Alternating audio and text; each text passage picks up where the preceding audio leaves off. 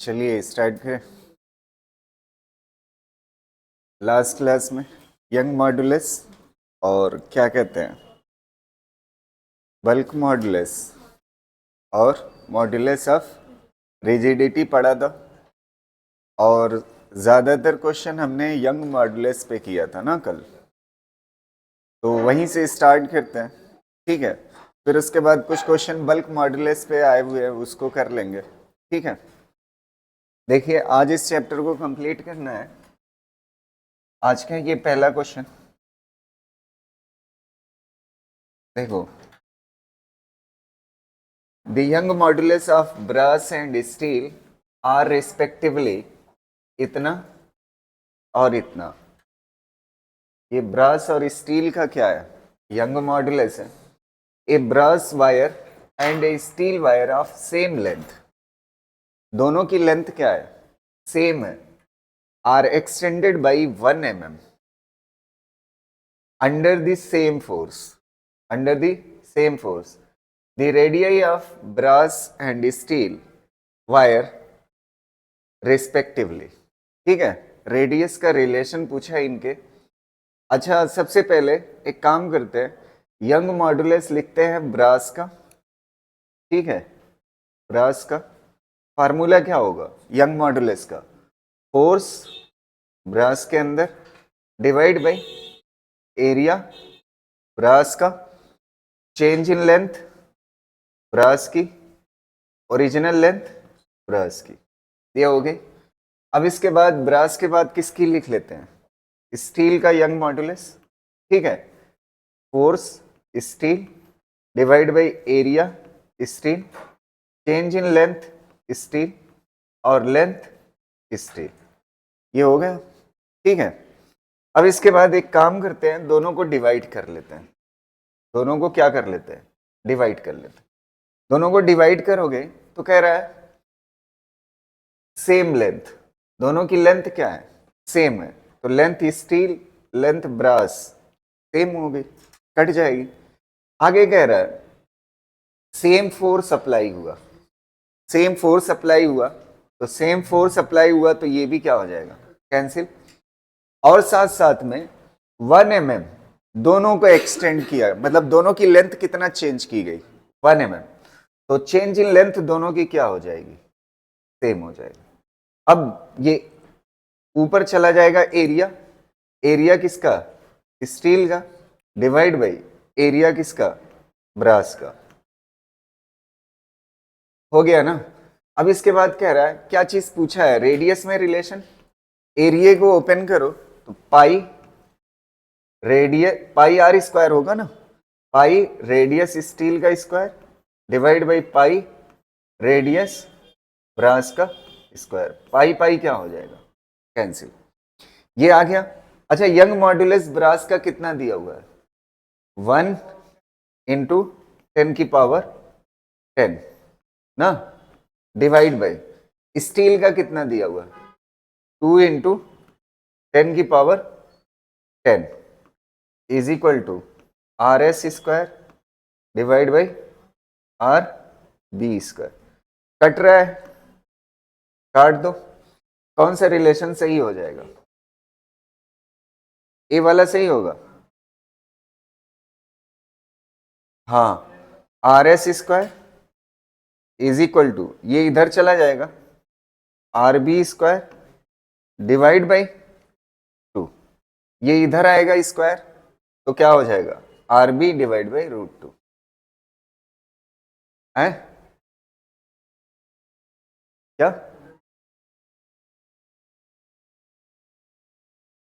R S को square है ना, जब इधर जाएगा, हाँ, तो कौन सा सही हो जाएगा? पहला वाला। ठीक है, क्लियर रहेगा ना? पहला वाला सही है। ये वाला उसी तरह का है, देखिएगा, बस करा दे रहा हूं मैं, वैसे होमवर्क दे देना चाहिए, सिमिलर पैटर्न का। कह रहा है ए 5 मीटर लॉन्ग एल्यूमिनियम वायर जिसका यंग मॉडुलस इतना है, ऑफ डायामीटर 3 mm, जिसकी डायामीटर इतना है, सपोर्टेड ए 40 kg मास। कितना? 40 kg मास लटकाते हैं एल्युमिनियम की रॉड से in order to have same elongation, in order to have same elongation in copper wire जिसका यंग मॉडुलस इतना है ऑफ सेम लेंथ, लेंथ भी क्या है सेम है, under the same weight, weight भी क्या लटका रहे हैं same, the diameter of the copper wire should be, अच्छा इसमें डायमीटर पूछा है, पिछले वाले में रेडियस पूछा था, बस इतना सा फर्क है।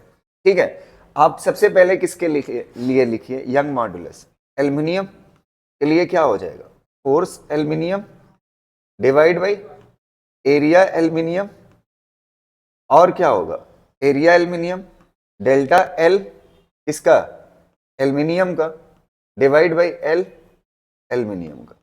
ठीक, फिर यंग मॉडुलस किसके लिए लिखिए एल्युमिनियम के बाद, किसके लिए कॉपर के लिए, कॉपर के लिए force copper divide by area copper, और क्या हो जाएगा length copper divide by delta L copper ना। क्या चाहिए सेम लेंथ, तो लेंथ क्या हो जाएगी अगर डिवाइड करोगे दोनों, लेंथ क्या हो जाएगी cancel, under the same weight, weight same होगा तो फोर्स क्या हो जाएगा कैंसिल, और फिर उसके बाद क्या कह रहा है यहीं कहीं पे लिखा हुआ है सेम एलोंगिएशन, सेम एलोंगिएशन मतलब चेंज इन लेंथ क्या हो जाएगी सेम, ऊपर क्या आ जाएगा area copper divide by, area copper divide by क्या हो जाएगा एरिया एल्युमिनियम, यहां तक हो गया क्लियर रहेगा। अब इसके बाद एरिया, एरिया अच्छा डायामीटर पूछ रहा है ना, एरिया का फार्मूला अगर पाई आर स्क्वायर होता है रेडियस के फॉर्म में, तो डायामीटर के फॉर्म में जानते हैं क्या होगा पाई डी स्क्वायर बाई 4, डायामीटर के फॉर्म में रेडियस कितने के बराबर आर कितने के बराबर डी बाई 2, तो डी बाई 2 का होल स्क्वायर करोगे तो डी स्क्वायर बाई 4 हो जाए, तो यहाँ पे एरिया की जगह पे रख दो पाई डी कॉपर का square divide by 4 pi D aluminium का स्क्वायर डिवाइड बाई 4, ये कैंसिल पाई से पाई कैंसिल, तो यहां पे आ गया यहां तक आंसर। ठीक है, अब यंग मॉडुलस दोनों का दिया हुआ है, एल्युमिनियम का कितना दिया हुआ है, कितना दिया हुआ है 7 इंटू 10 की पावर कितना 10 डिवाइड बाई कॉपर का कितना दिया हुआ है 12 इंटू 10 की पावर कितना 10 बराबर हो जाएगा डायामीटर कॉपर की, किसकी डायामीटर पूछ रहा है कॉपर की, डायामीटर कॉपर का square divide by diameter aluminium की कितना दी हुई है 3 mm मतलब 0.003 का क्या हो जाएगा होल स्क्वायर, बस यहां से आंसर आ जाएगा। कौन सा आएगा बताइएगा, हाँ अप्रॉक्स में सी वाला आएगा। सही,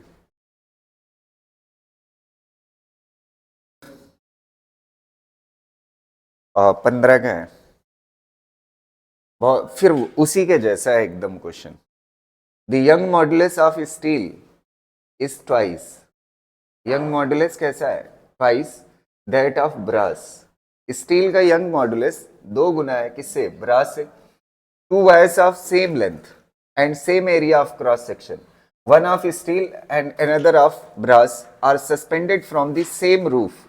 If we want to lower the end of the wire to be at the same level, then the weight added to the steel and brass wire must be in the ratio of, ठीक है, फिर वही young modulus पहले किसके लिए लिखिए steel के लिए, स्टील का यंग मॉडुलस क्या होगा फोर्स स्टील के अंदर डिवाइड बाई एरिया स्टील के अंदर डेल्टा एल स्टील का और एल स्टील का, फिर उसके बाद किसके लिए लिख लीजिए ब्रास के लिए फोर्स ब्रास का, एरिया ब्रास का, लेंथ ब्रास की और चेंज इन लेंथ किसकी ब्रास की, रेशियो कर दो डिवाइड कर दो, डिवाइड करोगे अब पढ़ो क्या क्या सेम है, लेंथ क्या है लेंथ सेम है तो लेंथ को काट लो लेंथ कट जाएगी,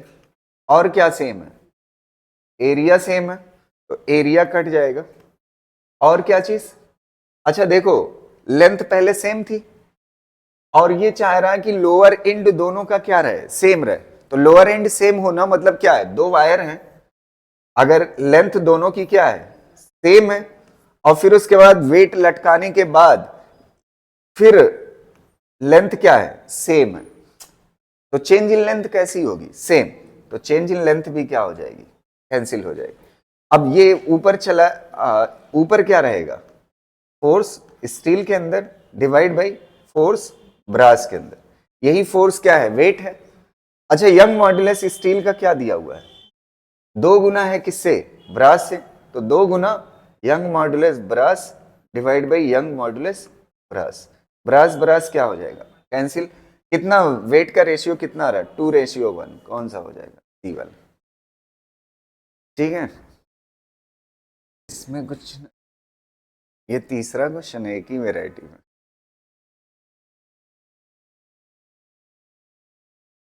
इसमें ये फार्मूला होता है यंग मॉड्यूलस का, ठीक है, यंग मॉड्यूलस का फार्मूला होता है y इज इक्वल टू, अब कैसे पूरा, काफी कॉन्सेप्ट है इसमें, है, Young modulus is equal to होता है फोर्स पर यूनिट एरिया और change in length divide by original length, ये होता है यंग मॉड्यूलस का formula.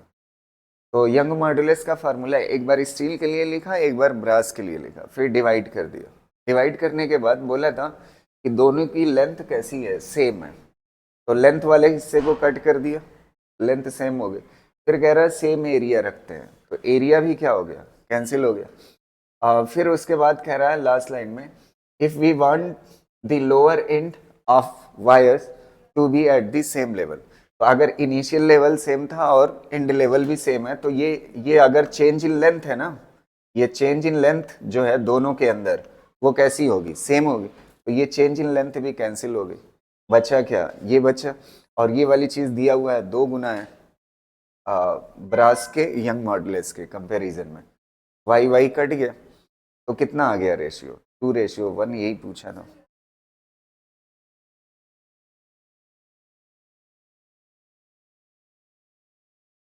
Stress divide by strain, stress मतलब वेट लटकाना और स्ट्रेन मतलब उसमें चेंज, ठीक है, उसी का रेशियो जो होता है यंग मॉड्यूलस, यहाँ तक क्लियर है ना। चलो नेक्स्ट देखते हैं। ये था यंग मॉड्यूलस के ऊपर सारे क्वेश्चन। अब कुछ क्वेश्चन जो है हम क्या कहते हैं, सबसे पहले कंप्रेसिबिलिटी फैक्टर पे कर लेते हैं, ठीक है। एक बार थोड़ा सा बल्क मॉड्यूलस का फार्मूला याद कर लेते हैं। बल्क मॉड्यूलस का फार्मूला था, bulk modulus is equal to delta P V divide by delta V, और बल्क मॉड्यूलस का उल्टा कंप्रेसिबिलिटी कहलाता है, और कभी कभी बुकों में के से दिखाते हैं, किससे दिखाते हैं, के से। कंप्रेसिबिलिटी बल्क मॉड्यूलस का क्या होता है, उल्टा होता है, तो डेल्टा वी और यहाँ पे क्या हो जाएगा, divide by delta P into V. अब देखो एक चीज मैं आपको सिखा रहा हूँ यहाँ पे, कभी कभी आपको ये कंफ्यूजन हो सकती है कि बल्क मॉड्यूलस में पी ऊपर है या कंप्रेसिबिलिटी में पी ऊपर है ना, हो सकता है कंफ्यूजन। तो एक चीज आपको मैं बताऊं, ये वाली लाइन किसकी है, कंप्रेसिबिलिटी की, तो कंप्रेसिबिलिटी की जो लाइन है ना, कंप्रेशन मतलब क्या होता है, दबाना, तो जब भी कोई चीज का इफेक्ट देखना होता है किसी चीज पर, तो जिस पर देखना होता है वो ऊपर होता है और जिसका देखना होता है वो नीचे होता है, तो effect of pressure on volume, यही तो कंप्रेसिबिलिटी होगा, effect of pressure on volume. तो कंप्रेसिबिलिटी में हमेशा डेल्टा पी किधर होता है, नीचे होता है। अब इससे रिलेट करके याद रख सकते हो बल्क मॉड्यूलस उल्टा होता है, क्लियर रहेगा ना। चलिए ये बात हो गई। अब देखिएगा यहां से एक चीज आप देखिए, इस वाले से इस पे 2 क्वेश्चन आए हुए हैं नीट में। अगर delta V divide by V मुझे चाहिए, delta V divide by V, तो इसको इधर लेके चले, ये क्या हो जाएगा, डेल्टा पी डिवाइड बाई क्या हो जाएगा, बल्क मॉड्यूलस, यही होगा ना। और एक चीज मैं यहाँ पे यूज नहीं कर रहा हूँ माइनस साइन, मैंने आपको उस दिन भी बताया था कि अगर प्रेशर बढ़ता है तो प्रेशर बढ़ने पे वॉल्यूम क्या होता है, घटता है। तो एक का साइन अगर डेल्टा पी का पॉजिटिव है तो डेल्टा वी का क्या आएगा, नेगेटिव आएगा। तो वो नेगेटिव होने की वजह से एक नेगेटिव हम अपनी तरफ से लगा देते हैं। हालांकि क्वेश्चन करने में इसकी जरूरत नहीं पड़ेगी, तो इसलिए मैं यहाँ पे नहीं ले रहा। ठीक है, अब देखिए इस पे 2 क्वेश्चन, ठीक है, और दोनों का आंसर फटाफट आप दीजिएगा। ठीक है, इस वाले क्वेश्चन को आप बताइएगा, इस वाले क्वेश्चन को कौन सा सही होगा। कह रहा है for a constant hydraulic stress P on an object with bulk modulus B, the fractional change in volume of the object will be। fractional change in volume, fractional change in volume यही तो है, fractional change in volume यही है ना। fractional change in volume जो होता है वो किसके बराबर होता है, change in pressure divide by bulk modulus के ना। तो इसमें ऑप्शन में चेंज इन प्रेशर ना दे करके सिंपली प्रेशर दिया है, वैसे सही नहीं है, लेकिन अब 4 ऑप्शन दिए हुए इसमें सही कौन सा माना जाएगा, ये वाला। समझ आ रही ना बात, उसी फार्मूले पे बेस्ड ये क्वेश्चन। क्लियर रहेगा, कोई दिक्कत। Delta P divide by B होता है चेंज इन वॉल्यूम या volume fraction, delta P divide by B होता है, तो यही वाला सही हो जाएगा। ठीक, कुछ मैं क्या ही करूं, इसका सेम क्वेश्चन है, बता दीजिए कौन सा सही होगा। इसमें सीधा जैसे उसमें वॉल्यूम फ्रैक्शन वर्ड बोला था, यहाँ पे वॉल्यूम फ्रैक्शन, यहाँ पे कौन सा सही हो जाए। समझ आ रहे ना, इसको मत लिखो, वही है कि नहीं, पिछला क्वेश्चन है, एक ही क्वेश्चन है कि नहीं। क्लियर रहेगा ना, डायरेक्टली प्रोपोर्शनल बोल करके डेल्टा पी हटा दिया है। समझ आ रही ना बात, लिखोगे। चलो, इसके बाद एक और अच्छा क्वेश्चन पूछा था नीट में इसी के ऊपर, ठीक है, कहा गया ये वाला। इसमें भी ऑप्शन सही नहीं है, लेकिन अब जो सही अप्रॉक्स होगा वो मान लिया जाएगा। ठीक है, यहाँ पे प्रेशर है, the bulk modulus of spherical object, spherical object is B, bulk modulus. ठीक है, if it is subjected to a uniform pressure P, the fractional decrease in radius पूछ दिया। अच्छा, हम जानते क्या है, वॉल्यूम। देखिए, हाँ मुझे पता है, आपको आंसर पता है, ठीक है। इसमें क्या पूछा है आपसे, फ्रैक्शनल डिक्रीज इन रेडियस। इससे पहले वाले क्वेश्चन किस पे थे, वॉल्यूम पे। तो delta V divide by V कितने के बराबर होता था, delta P divide by B के ना। अच्छा, कोई जुगाड़ है वॉल्यूम को हटा करके रेडियस लाने का। तो मैंने कल सिखाया था कि वॉल्यूम को एरर से कर लेना, 4/3 पाई आर क्यूब, यही होता है। ठीक है, स्फेरिकल ऑब्जेक्ट है ना, तो 4/3 पाई आर क्यूब, इतना तो क्या है, कांस्टेंट है। तो ये क्या हो जाएगा, delta V divide by V is equal to, power आगे आ जाती है 3 डेल्टा R डिवाइड बाई क्या हो जाएगा, R हो जाएगा ना। अब देखिए, delta V divide by V की जगह पे आप क्या लिख सकते हो, 3 delta R divide by R is equal to delta P divide by P। तो यहां से आ जाएगा delta R divide by R, fractional change in radius पूछा है, इक्वल टू क्या हो जाएगा, 3 डिवाइड में आ जाएगा 1/3 delta P divide by B। कौन सा सही है, P वाला। फिर ये डेल्टा P को क्या बोला है, P बोला है। ठीक,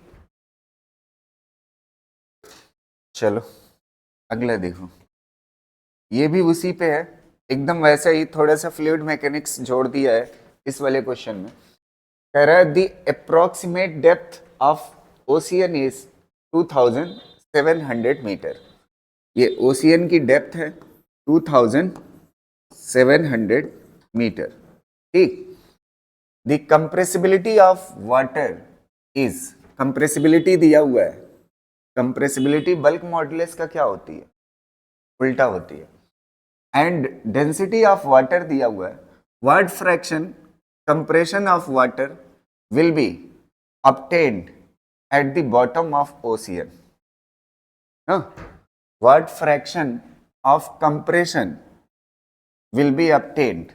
कंप्रेशन मतलब, अच्छा कंप्रेशन से क्या चीज चेंज होगी, किसका फ्रैक्शन निकालते हो, वॉल्यूम का, किसका फ्रैक्शन निकाल, वॉल्यूम का। तो change in volume divide by original volume कितने के बराबर होता है, change in volume divide by original, delta P divide by किसके, बल्क मॉडुलस ना।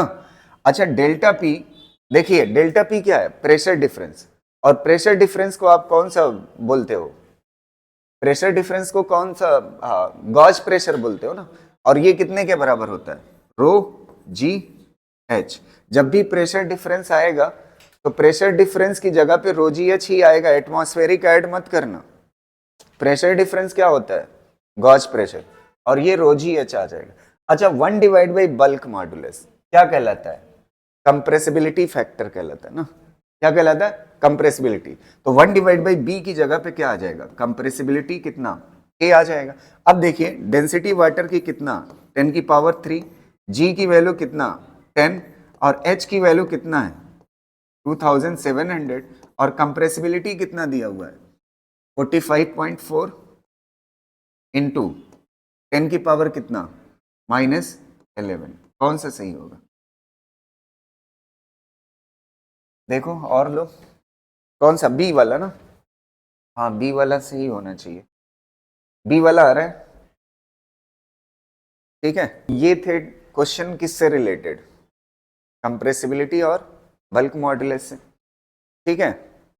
मैंने आपको कल बताया था शियर स्ट्रेस पे क्वेश्चन, शियर मॉडुलस पे क्वेश्चन कम आते हैं, ज्यादातर किस पे आते हैं, यंग मॉडुलस और बल्क मॉडुलस, ठीक है। अब हम चलते हैं थोड़ा सा स्ट्रेस और स्ट्रेन ग्राफ पढ़ते हैं, ठीक, ध्यान से सुनिएगा।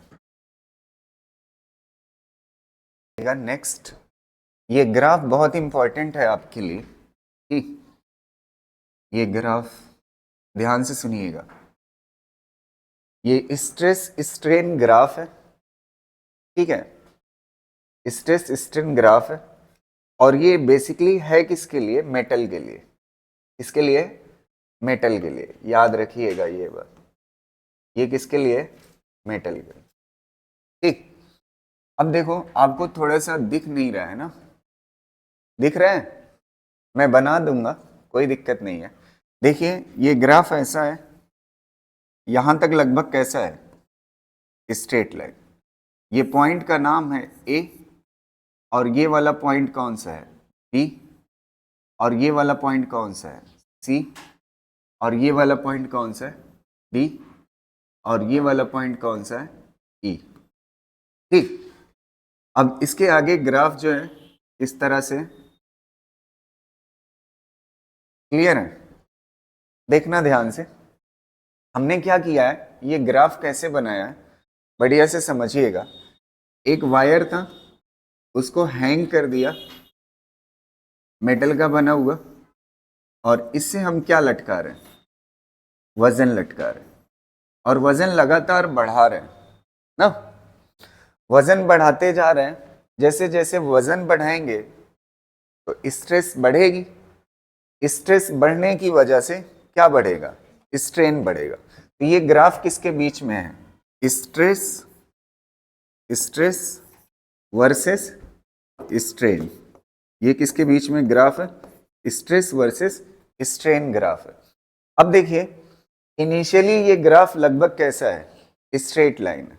तो इनिशियली स्ट्रेट लाइन है, तो सबसे पहली बात यहां से ये निकल के आती है, ओ से ए तक, ओ से कहां तक, ए तक। यहां पे आ जाइए, देख लीजिए ग्राफ में ओ से ए तक, ओ से ए तक हुक्स लॉ फॉलो होता है। हुक्स लॉ क्या होता है, हुक्स लॉ बताता है stress is directly proportional to strain, तभी तो ये स्ट्रेट लाइन आ रहा है ना, stress is directly proportional to strain. जैसे जैसे आप स्ट्रेस बढ़ाते जाओगे, वजन बढ़ाते जाओगे, वैसे वैसे चेंज इन लेंथ बढ़ता जाए, और कैसा बढ़ता जाएगा, लीनियर बढ़ता जाए। इसलिए ये ग्राफ ओ से ए तक कैसा है, लीनियर है, ठीक है। तो ओ से ए तक पहली बात निकल के आ रही है कि फॉलोज हुक्स लॉ,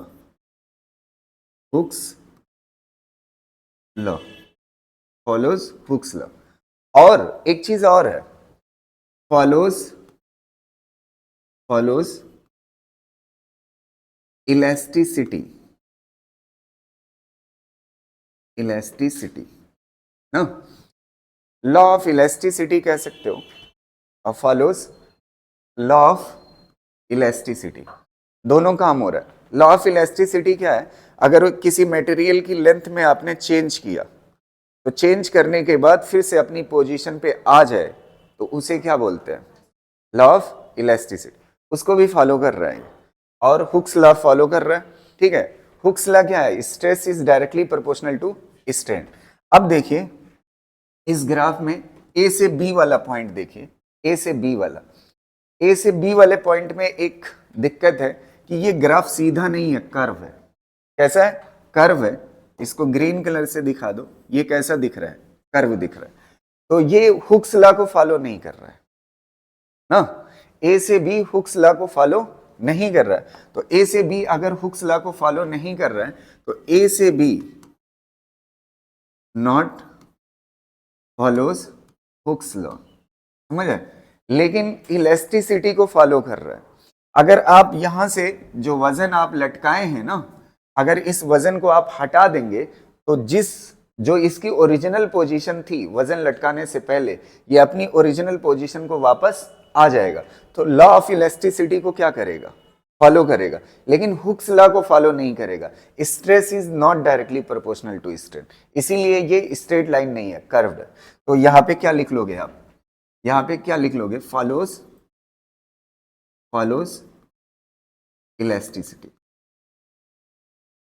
इलास्टिसिटी को फॉलो ये करेगा। समझ आ रहे हैं, हुक्स लॉ को नहीं फॉलो करेगा। समझ आ। और एक चीज, इस पॉइंट को बोलते हैं प्रोपोर्शनल लिमिट। ए तक क्या बोलते हैं, ए वाले पॉइंट को बोलते हैं प्रोपोर्शनल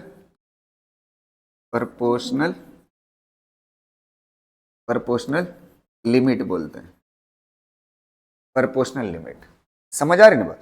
अच्छा, बी वाला पॉइंट कौन सा है, बी वाला, इसको डिवाइड कर लीजिए, ध्यान से सुनिएगा। ये बी वाला जो पॉइंट है ना, बी वाले से पहले तक इलास्टिक लिमिट है। कैसी है, इलास्टिक लिमिट ना, मतलब बी तक अगर आप वजन हटाते हो तो ये अपने ओरिजिनल शेप को गेन कर लेगा। समझ आए। ए पे अगर होगा, वजन इतना लटकाया कि कहां तक पहुंचे हो, ए तक पहुंचे हो, अगर हटाओगे तो ये अपना वापस आ जाएगा। बी तक की ये कहानी रहती है, कहां तक, बी तक अपनी पोजीशन को वापस आ जाता है। लेकिन बी के आगे वाली जो है, अगर आपने वजन और बढ़ा दिया और बी से आगे स्ट्रेस चली गई, इधर वाली लाइन में क्या है, स्ट्रेस बढ़ रही है ना। अगर स्ट्रेस इससे आगे चली गई, बी से आगे, तो बी से आगे चली जाएगी और फिर उसके बाद आप वजन हटा लोगे तो कुछ ना कुछ लेंथ बढ़ी हुई दिखाई देगी। समझ आ। तो इस बिहेवियर को बोलते हैं प्लास्टिक बिहेवियर। क्या बोलते हैं, यहां पे लिखा हुआ है, ये कौन सा बिहेवियर है, प्लास्टिक बिहेवियर, ये प्लास्टिक बिहेवियर। बी से पहले इलास्टिक और बी के आगे प्लास्टिक। वो प्लास्टिक ना समझिएगा जो आप समझते हैं इससे पहले। यहां पे प्लास्टिक बिहेवियर का मतलब क्या है, अपनी पोजीशन को वापस नहीं आएगा। समझ रहे। अगर बी के आगे मान लेते हैं एक पॉइंट है जिसका नाम क्या है, सी है, आपने स्ट्रेस इतना बढ़ा दिया कि बी से आगे चला गया। कहां चला गया, बी से आगे। फिर वजन हटाने के बाद अगर आप देखोगे तो उसकी लेंथ में थोड़ा सा चेंज रह जाएगा और इस पाथ से वापस नहीं आएगा। अच्छा, एक गजब की चीज मैं बताऊं, अगर आपका ए से बी तक के बीच में ना वेट बढ़ा रहे हो, तो ये ए से बी तक के बीच में अगर आपने वजन बढ़ाया, स्ट्रेस बढ़ाई है, अगर आप हटाओगे ना वजन को तो इसी रास्ते को फॉलो करता हुआ वापस आ जाएगा ना। लेकिन अगर बी से आगे चले गए, बी से आगे चले गए तो बी से आगे अगर वेट आपने बढ़ा दिया तो बी से आगे वेट बढ़ाने के बाद ये अपनी ओरिजिनल पोजीशन को नहीं आएगा और उस रास्ते को भी फॉलो नहीं करेगा, समझे? उस रास्ते को फॉलो ना करके इधर से आएगा, तो इधर से आएगा तो कुछ ना कुछ थोड़ा सा क्या रह जाएगा, बचा रह जाएगा उसकी लेंथ में चेंज। तो इसे क्या बोलते हैं? परमानेंट सेट बोलते हैं। क्या बोलते हैं? परमानेंट सेट बोलते हैं। इसके अंदर क्या आ जाएगा? Permanent set. वो हमेशा के लिए अब उसके साथ रहेगा, वायर के साथ। नहीं समझ आ रही? अगर बी से आगे स्ट्रेस आपने बढ़ाई तो बी से आगे स्ट्रेस बढ़ाने के बाद अगर आप वजन हटा लेते हो तो अपने ओरिजिनल शेप को गेन नहीं करेगा, थोड़ा बहुत चेंज रह जाएगा। वो चेंज हमेशा के लिए रह जाएगा, उसे क्या बोलते हैं? परमानेंट सेट बोलते हैं। समझ आ रहा है? और ये उस रास्ते को फॉलो करता हुआ नहीं आएगा। बी के आगे अगर आपने वजन बढ़ा दिया जिस रास्ते से गया था, क्लियर रहेगा ना? ये हो गया इसका ये वाला बिहेवियर। अब देखो अगली चीज, इस वाले पॉइंट को इस वाले पॉइंट को बोला जाता है अल्टीमेट टेंसाइल स्ट्रेंथ। क्या बोला जाता है? इस वाले पॉइंट को ultimate tensile strength, ultimate tensile strength. और इस वाले को बोला जाता है ई को बोला जाता है फ्रैक्चर पॉइंट। क्या बोला जाता है? Fracture point. दोनों में फर्क समझिएगा, ध्यान से सुनिएगा।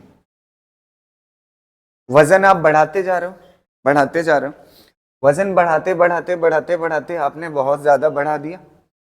बहुत ज्यादा बढ़ाने के बाद यहां पे जब पहुंचेगा, यहां पे इसके सामने देखिए, ये वाली इसके सामने जो स्ट्रेस होगी उस स्ट्रेस का नाम क्या होगा? Ultimate stress. क्या नाम होगा? Ultimate stress. ठीक है, तो अल्टीमेट स्ट्रेस। अच्छा, इसके सामने ई के सामने जो स्ट्रेस होगी उसे क्या बोलोगे आप? ई के सामने फ्रैक्चर स्ट्रेस। क्या बोलोगे? Fracture stress. तो ये गजब की चीज है, अल्टीमेट स्ट्रेस के नीचे है फ्रैक्चर स्ट्रेस। मतलब धागा यहां पे टूटेगा। फ्रैक्चर मतलब क्या होता है? ये जो वायर है ना, ये वायर कहां पे टूटेगा? अल्टीमेट से थोड़ा सा कम स्ट्रेस पे। इसकी मीनिंग आप समझिएगा क्या होती है। आप बढ़ाते गए वजन, एक टाइम आएगा जब कहां पे पहुंच जाएगा? Ultimate stress. मतलब यहां पे धागा, वो वायर जो है टूटना स्टार्ट करेगा। वायर जो लटक रहा है ना, इसके पास कई लेयर है, ना। ऐसे मान लेते हैं सिलेंड्रिकल लेयर हैं कई। तो पहली सिलेंड्रिकल लेयर जब टूटेगी ना, तो यहीं से टूटना स्टार्ट होता है। पहली टूटेगी तो ये क्या हो जाएगा? कमजोर। फिर और वजन बढ़ाओगे ना, फिर क्या करोगे? पहली देखना ध्यान से, इस वाले पॉइंट पे आप वजन बढ़ाते जा रहे हो, ये कई लेयर से बना हुआ है ना, ऐसे सिलेंड्रिकल लेयर से। इस पे स्टार्ट हो जाएगा टूटना। तो पहली लेयर टूटेगी ऐसे। आप रबर कभी तोड़े हो? पहले बाहरी लेयर टूटती है। पहले कौन सी लेयर टूटती है? बाहर वाली। तो ये जो कई लेयर से बना होता है, तो पहले बाहर वाली टूटेगी, फिर उसके बाद धीरे धीरे क्या होगा? अच्छा, एक लेयर कम हो गई ना, एक लेयर अगर कम हो गई तो अब कम वजन लगेगा ना तोड़ने के लिए, फिर अगली लेयर टूट जाएगी, फिर लेयर्स कम बची है ना, तो अब वजन क्या होगा? और कम चाहिए होगा। इसलिए फ्रैक्चर पॉइंट नीचे होता है। नहीं समझ आई बात? क्योंकि ये कैसे टूटता है? लेयर बाई लेयर टूटता है। और पहली लेयर कौन सी टूटती है? बाहर वाली। समझ आ रही? इसीलिए फ्रैक्चर पॉइंट क्या होता है? नीचे होता है। और अल्टीमेट पॉइंट क्या होता है? ऊपर होता है। अल्टीमेट पॉइंट वो पॉइंट है, या अल्टीमेट स्ट्रेस वो स्ट्रेस है जिसपे मेटल क्या होती है? टूटना स्टार्ट करती है। तो ये रहा पूरा ग्राफ का पिक्चर। समझ आ रही ना? एक बार फिर से मेरे साथ दोहरा लीजिए। ओ से ए तक कैसा बिहेवियर है? हुक्स लॉ को भी फॉलो करता है और इलास्टिक बिहेवियर है। और ए से बी तक हुक्स लॉ को फॉलो नहीं करता है, इलास्टिक बिहेवियर है। तो बी से पहले तक कैसा बिहेवियर है? इलास्टिक। और बी से आगे कैसा बिहेवियर? प्लास्टिक। समझ आ रहे? यहां तक क्लियर है? और डी को क्या बोलते हैं? Ultimate strength. यहां पे क्या होता है? टूटना स्टार्ट होता है। हालांकि फ्रैक्चर स्ट्रेस या फ्रैक्चर पॉइंट जो होता है उससे थोड़ा सा क्या होता है? नीचे होता है, क्योंकि ये लेयर बाय लेयर टूटता है। यहां तक क्लियर रहेगा। अब इसके बाद देखिए एक और चीज सुनिएगा, डी और ई अगर क्लोज है, डी और ई अगर क्या है, क्लोज है, D and E, D and E are closed, अगर ये क्लोज्ड है ना, अगर ये क्लोज्ड है डी और ई वाला पॉइंट, अगर डी और ई वाला मतलब अल्टीमेट स्ट्रेंथ और फ्रैक्चर पॉइंट में दूरी लगभग क्या है, नेग्लिजिबल है। अगर नेग्लिजिबल है तो ऐसे मटेरियल को ई के बीच की दूरी कैसी है, बहुत क्लोज है, तो इसे क्या बोलेंगे, ब्रिटल। क्या बोलेंगे, ब्रिटल। यहां तक क्लियर है। और अगर डी और ई के बीच की कैसे यह है दूरी, D and E R far, मतलब दूर है, तो फिर क्या होगा, उसे क्या बोलते हैं, डक्टाइल। क्या बोलते हैं, डक्टाइल।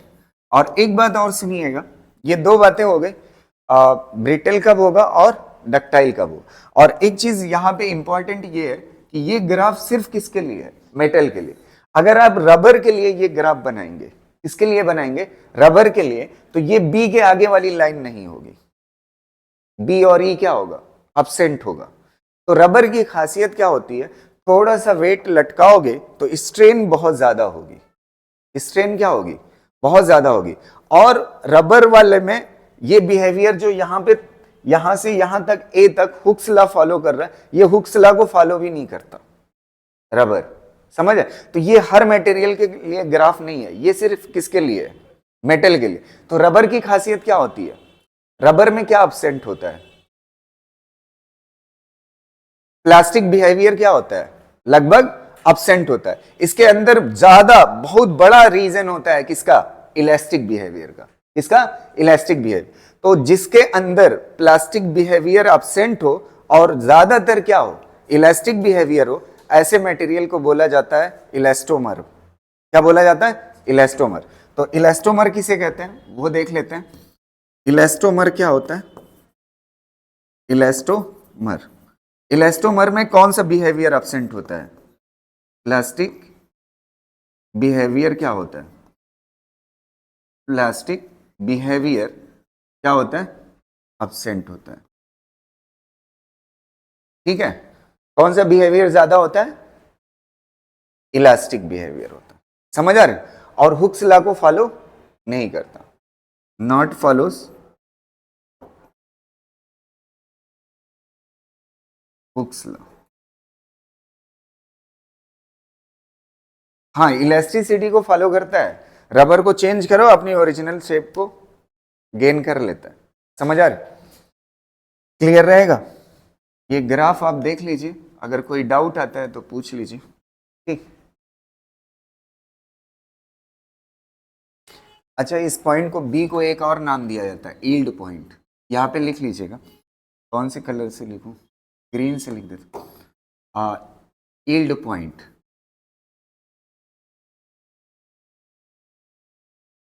यहां तक इलास्टिक बिहेवियर होता है, कहां तक, ईल्ड पॉइंट तक। और इसको इलास्टिक लिमिट भी बोलते हैं, ईल्ड पॉइंट को क्या बोलते हैं, इलास्टिक लिमिट। ठीक है, इलास्टिक लिमिट यहीं तक होती है, बी तक, ठीक।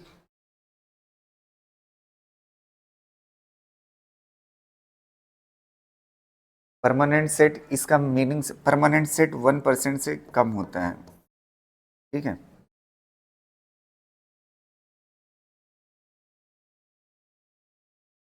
ये 30% की मीनिंग आप समझ रहे हो, मतलब जो उसकी ओरिजिनल लेंथ है उसके 30% जाते जाते क्या कर जाता है, टूट जाता है, समझ आ रहे हैं। और यही चीज जब आप उसके लिए रबर के लिए देखोगे ना, तो रबर का 8 गुना 10 गुना ज्यादा हो सकता है, मतलब जो उसकी लेंथ है ना, उसकी लेंथ में चेंज कितना कर सकते हैं, 8 गुना 10 गुना। मेटल्स में कितना, आसपास 30%, ठीक। ये भी 30% आप दिखा लीजिएगा, ठीक है ना, ठीक। अब देखो ये वाले पॉइंट्स लिख लो, एक चीज मैं यहाँ पे बता देता हूँ, सुन लीजिए। कैसे, जैसे मुझे गलती हो गई वैसे आपसे भी ना हो। ब्रिटल, आप समझ रहे हो, चमकदार चीज है कि नहीं? तो अल्टीमेट को जब पहुंचेगा ना, वो तुरंत टूट जाएगा, उसमें कई लेयर्स नहीं होंगी। समझ पा रहे हो ना? ब्रिटल का अल्टीमेट और फ्रैक्चर पॉइंट में, देखो ब्रिटल मतलब क्या होता है, डी और ई क्लोज हो। तो डी और ई क्लोज होगा तो इसका मतलब इसमें लेयर बाय लेयर नहीं टूटेगा, इकट्ठा टूट जाता है। तो शीशे का तो यही सीन होता है ना। समझ आ रही ना बात? ब्रिटल तो ऐसे याद रख सकते हैं आप, याद रखने के लिए बोल रहा हूँ। तो ब्रिटल का ये डी और ई क्या होगा, क्लोज होगा, और डक्टाइल का डी और ई बड़ा होगा। ठीक।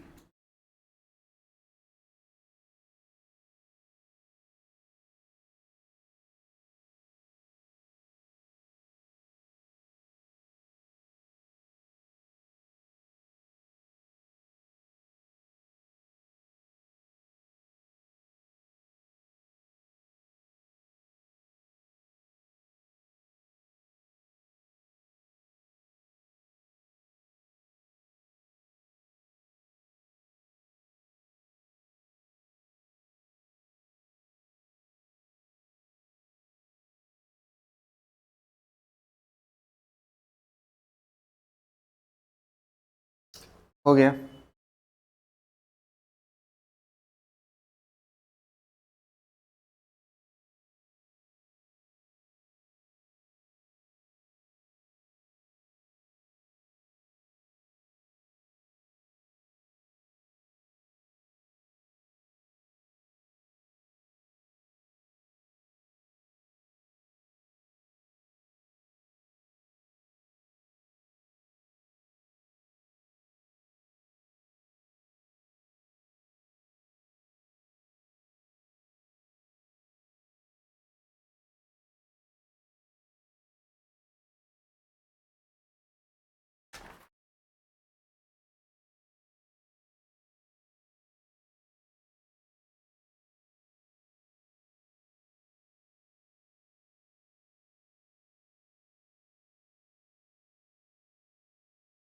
लिख चुके हैं आप?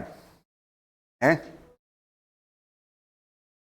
एक छोटा सा क्वेश्चन अगर आपसे मैं पूछूं, मेटल ज्यादा इलास्टिक होता है या रबर? है कि नहीं? तो मेटल ज्यादा इलास्टिक होता है एज कंपेयर टू रबर। यहाँ पे इलास्टिसिटी की जो डेफिनेशन है वो ज्यादा खींचने पे नहीं है। यहाँ पे इलास्टिसिटी की डेफिनेशन ये है कि जब आप एक्सटर्नल डिस्टरबेंस अप्लाई करते हो या एक्सटर्नल डिफॉर्मेशन अप्लाई करते हो किसी चीज के, इसकी लेंथ मान लेते हैं चेंज करना चाहते हैं, तो जब एक्सटर्नल फोर्स अप्लाई करते हो तो उसका अपोज कौन ज्यादा करेगा ना? तो अगर आप देखोगे रबर अपोज कम करेगा और ज्यादा अपोज कौन करेगा? मेटल करेगा। तो मेटल के अंदर इससे एक चीज पता चलती है, Young modulus is equal to क्या होता था? स्ट्रेस बाई स्ट्रेन होता था। Stress by strain. तो एक और लैंग्वेज में आपको बता रहा हूं, स्ट्रेस बाई स्ट्रेन होता था। स्ट्रेन तो चेंज इन कॉन्फ़िगरेशन होता है, लेंथ वॉल्यूम जो भी, ये चेंज इन कॉन्फ़िगरेशन होता है, और ये स्ट्रेस है। समझ आए? अब ध्यान से सुनना, अगर आपका मान लेते हैं मेटल है, तो मेटल को जब आप एक्सटर्नल फोर्स अप्लाई करोगे, ये मेटल का वायर है, अगर इसको एक्सटर्नल फोर्स अप्लाई करोगे तो ये अपोज ज्यादा करेगा, तो इसकी स्ट्रेन क्या होगी? कम। और जिसकी स्ट्रेन कम होगी उसका यंग मॉड्यूलस क्या होगा? ज्यादा। तो जिसका यंग मॉड्यूलस ज्यादा होगा वो क्या होगा? ज्यादा इलास्टिक माना जाता है। तो इलास्टिक कैसे डिफाइंड है यहां पे? जिसका यंग मॉड्यूलस ज्यादा हो वो ज्यादा इलास्टिक होगा। ये बात लिख लीजिए, ठीक है? यंग मॉड्यूलस मोर means more elastic. Young modulus मोर means more elastic. Young modulus मोर मीन्स मोर इलास्टिक। ठीक। इस पे एक क्वेश्चन असर्शन का मैं करा देता हूं, देखिएगा।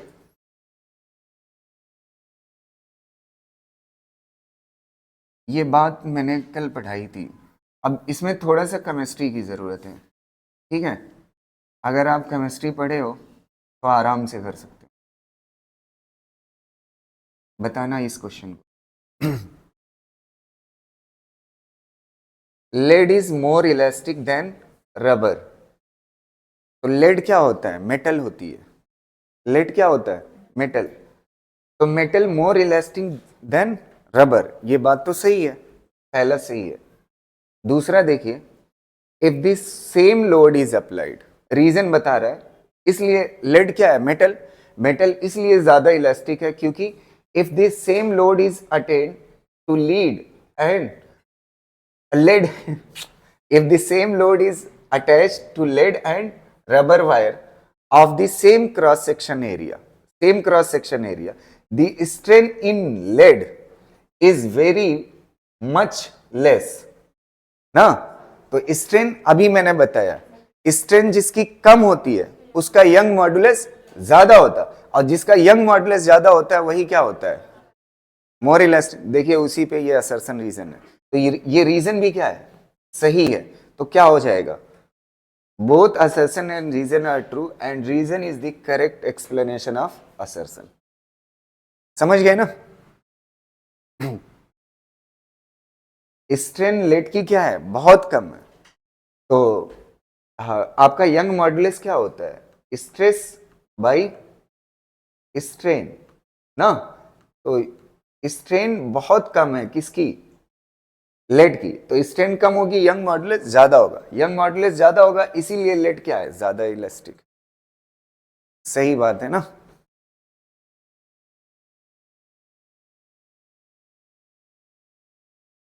एक क्वेश्चन और बताइएगा।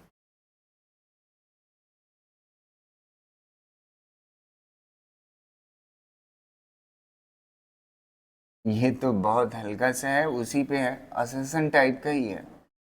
ठीक है,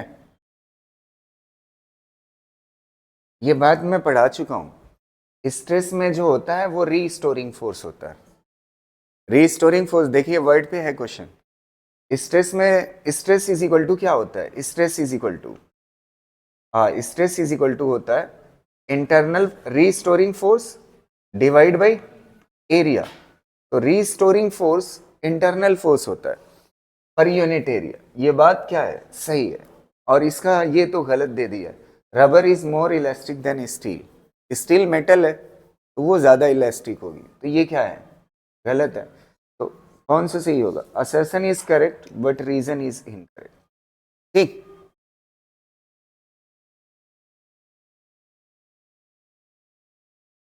ठीक है। अब देखिए एक बार इस वाले पॉइंट पे आ जाइए, फिर दो तीन क्वेश्चन इस पे निपटाते हैं। इन फार्मूले को देखिए, यंग मॉडुलस का, यहाँ क्यों हम जा रहे हैं वहीं पे एक्सप्लेन कर लेते हैं। ठीक है, आपको तो इतना याद होगा ही। यंग मॉडुलस का फार्मूला क्या था? फोर्स पर unit area, change in length, original length. Bulk modulus का क्या था? फोर्स पर unit area, change in volume divide by original volume. और क्या था? बल के बाद क्या पढ़ा था?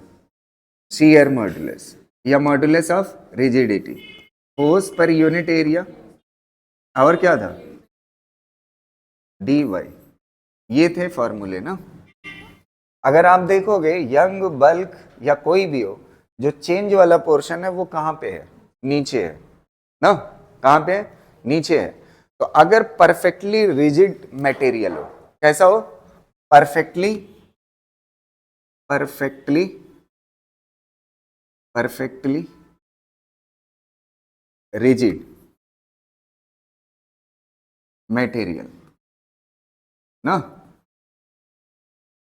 फॉर परफेक्टली रिजिड मटेरियल, अगर रिजिड है, समझ आ रहे ना, तो उस पे ये फोर्स का इफेक्ट नहीं होगा। तो ये change in length, change in volume, ये सब नहीं दिखेगा।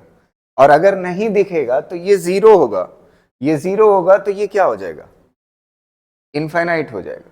क्या हो जाएगा? इनफाइनाइट। तो for perfectly rigid material, Young modulus, Young modulus, Young modulus, comma bulk modulus, bulk modulus bulk modulus and modulus of rigidity, modulus of rigidity क्या होगा, विल बी इनफाइनाइट। समझ आ रही ना बात, अगर परफेक्टली रिजिड मटेरियल है। और देखिएगा बल्क मॉडुलस, एक और इंपॉर्टेंट बात ध्यान से सुनिएगा, अभी इस पे क्वेश्चन करा रहा हूं। बल्क मॉडुलस ना इज रिलेवेंट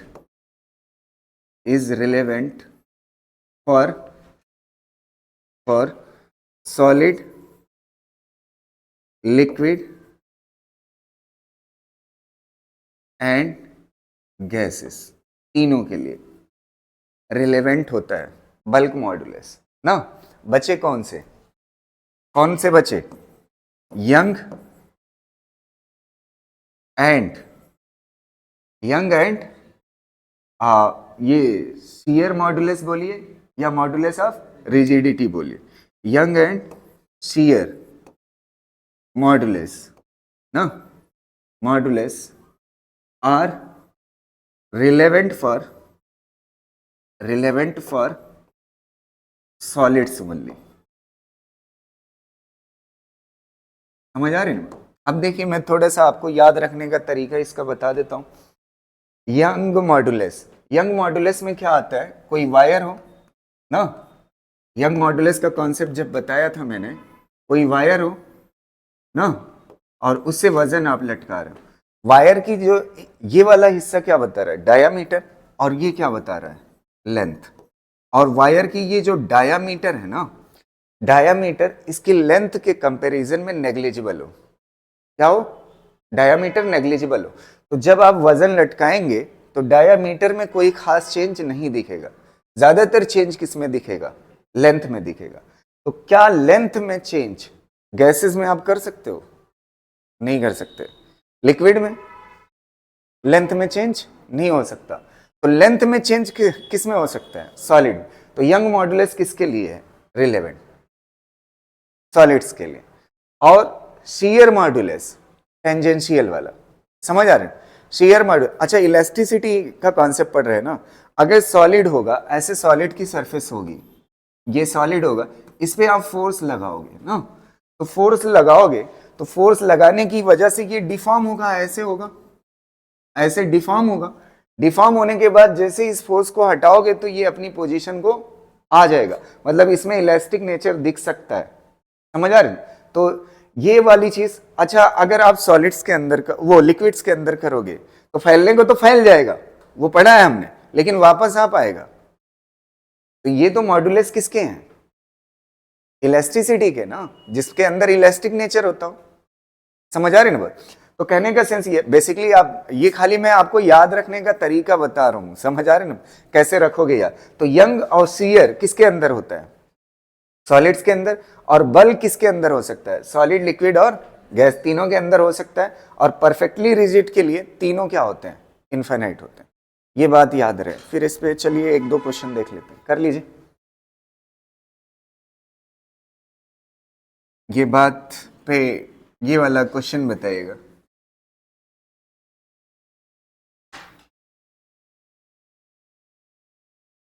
बताइए इसमें कौन सा सही है। shear modulus is zero, shear modulus is zero किसके लिए है, shear modulus सिर्फ किस में होता है, सॉलिड में। यंग और shear किसके अंदर होता है, सॉलिड। तो लिक्विड और गैसेस में क्या होता है, जीरो। ठीक है, ठीक है, चलो ये हो जाएगा ना। एक क्वेश्चन और इसी तरह का है, ये वाली बता दीजिए, उसी पे है। लॉन्गिट्यूडनल मतलब यंग मॉडुलस, यंग मॉडुलस सिर्फ किसके अंदर, सॉलिड्स के। समझ आ रहे ना। तो अब क्लियर रहेगी वो थ्योरी।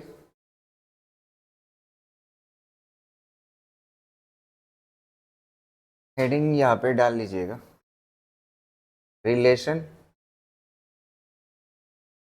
बिटवीन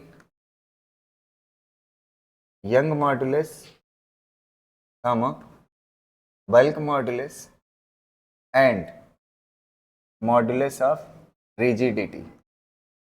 अब आप ऐसे शॉर्टकट ना लिखिएगा, आप पूरा पूरा लिखिएगा, relation between Young modulus, bulk modulus and modulus of rigidity. समझ गए ना? रिलेशन पढ़ना है किसके बीच में, यंग मॉडुलस, बल्क मॉडुलस और मॉडुलस ऑफ रिजिडिटी। ठीक है, पहला रिलेशन देखते हैं, B is equal to Y divide by 3 1 minus 2 sigma ना। पॉइजन्स रेशियो भी है, ध्यान से सुनना। इसमें कौन कौन क्या क्या है, B मतलब बल्क मॉडुलस, आप पूरा लिखना फिर मैं बता रहा हूं। Y क्या है, यंग मॉडुलस, और ये सिग्मा जो है पॉइजन्स रेशियो। क्या है, पॉइजन्स रेशियो। एक रिलेशन ये याद रखिएगा, ठीक है। और दूसरा जो है R इज इक्वल टू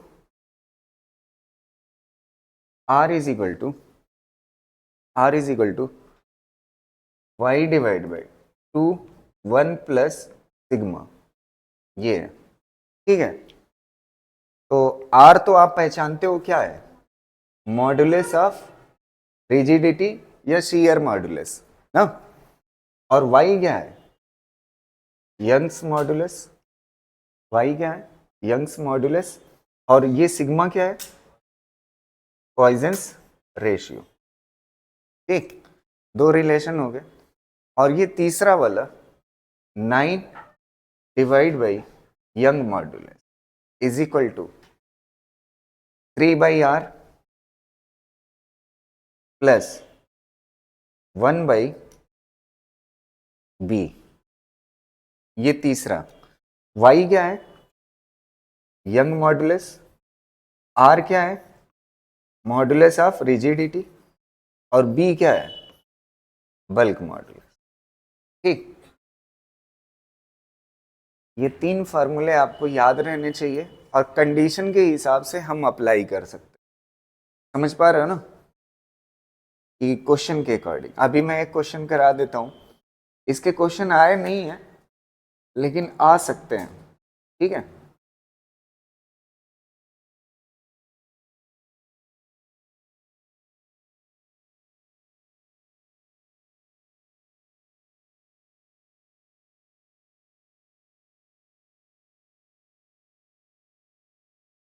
हो गया, पहला क्वेश्चन इसका कराता हूं, और गिवन मैटर, ठीक है।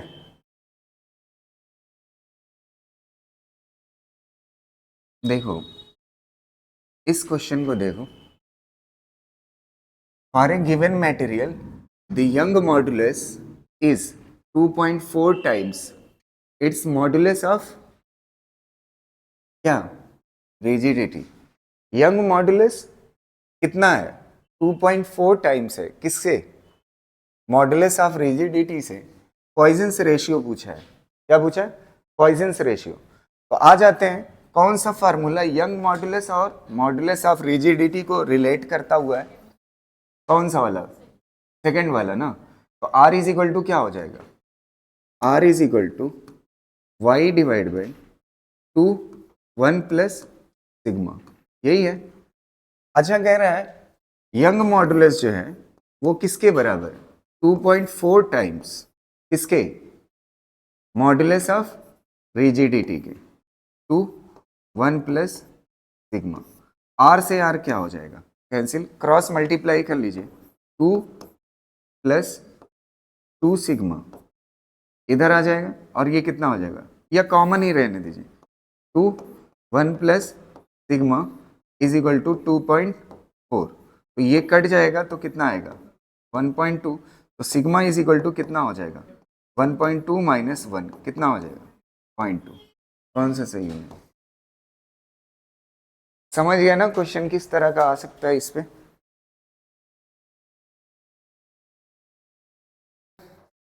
अब नेक्स्ट टॉपिक देख लेते हैं, इलास्टिक पोटेंशियल एनर्जी। ठीक है, elastic potential energy, elastic potential energy, ये भी इंपॉर्टेंट टॉपिक है। ठीक है, तो इलास्टिक पोटेंशियल एनर्जी ध्यान से देखिएगा बढ़िया से। ठीक, जैसा कि मैंने आपको बताया कि अगर एक वायर इस तरह से बंधा हुआ है, ठीक है, इस तरह से ना, और इस पे एक वजन लटका दो। क्या लटका दो? वजन लटका दो। तो वजन लटकाने से इसकी लेंथ में क्या आएगा? चेंज आएगा।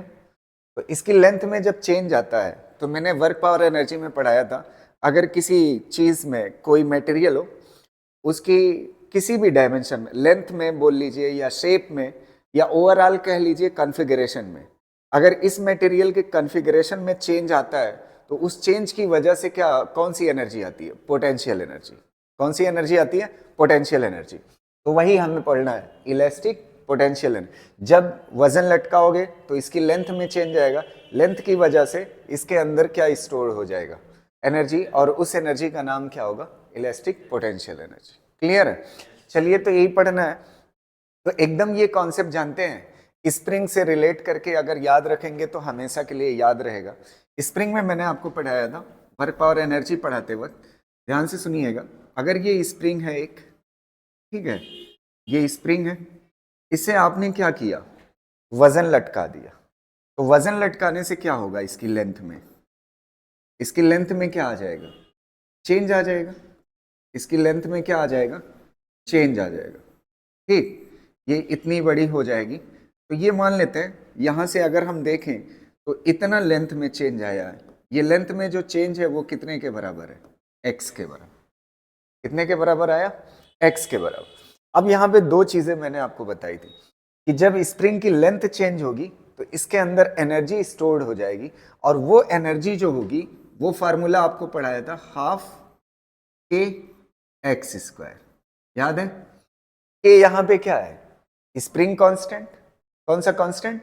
Spring constant. और एक्स क्या है? जो स्प्रिंग की लेंथ में क्या हुआ है? चेंज हुआ। और एक फार्मूला और पढ़ाया था, जब इससे वजन लटकाओगे तो स्प्रिंग के अंदर एक रीस्टोरिंग फोर्स लग जाता है, जिसका नाम होता है स्प्रिंग फोर्स। जिसका नाम क्या होता है? Spring force. एफएस से दिखाते हो। ये स्प्रिंग फोर्स जो है ऊपर की तरफ लग रहा है ना, किस तरफ लग रहा है? स्प्रिंग के अंदर।